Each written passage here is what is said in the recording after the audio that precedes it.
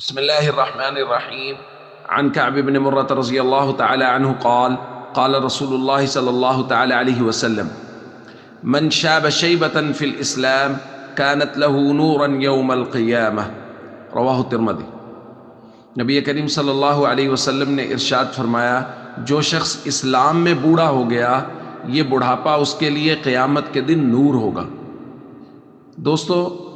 جس شخص کے بالوں کی سیاہی سفیدی میں تبدیل ہوئی ارکان اسلام اور فرائض اسلام کو ادا کرتے ہوئے، یعنی شریعت کے مکمل احکام کی پابندی اور پاسداری کرتے ہوئے وہ جوانی سے بڑھاپے کی دہلیز پر پہنچ گیا، تو یہ بڑھاپا قیامت کے دن اس کے لیے نور ہوگا۔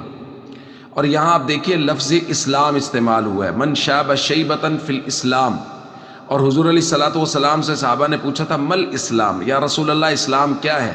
تو آپ نے فرمایا تھا کہ اللہ کے ساتھ کسی کو شریک نہ ٹھہرایا جائے، نماز کی پابندی، روزے کی پابندی، حج کی پابندی اور زکوٰۃ کی پابندی کی جائے، یعنی ظاہری ارکان، ظاہری جو اسلام کا دین کا ایک ڈھانچہ ہے اس پر مکمل عمل کیا جائے، تو یہ ہے اسلام۔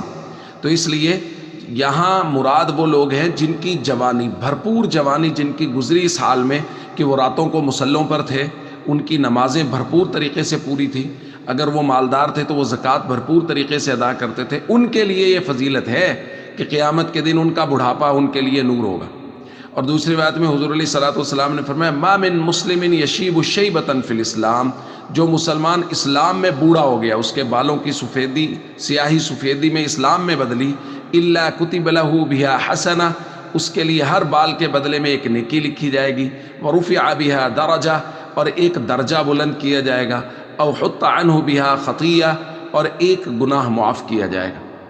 تو دوستو، ہم سب کو چاہیے ہم اپنی جوانیاں اس طرح بھرپور اسلام میں گزاریں کہ جب ہم بڑھاپے کی دہلیز پر قدم رکھیں تو اللہ کی طرف سے یہ حکم آ جائے کہ اس کے ہر بال کے بدلے میں اس کو ایک نیکی دے دو، اس کے گناہوں کو معاف کر دو اور اس کے درجات کو بلند کر دو۔ السلام علیکم ورحمۃ اللہ وبرکاتہ۔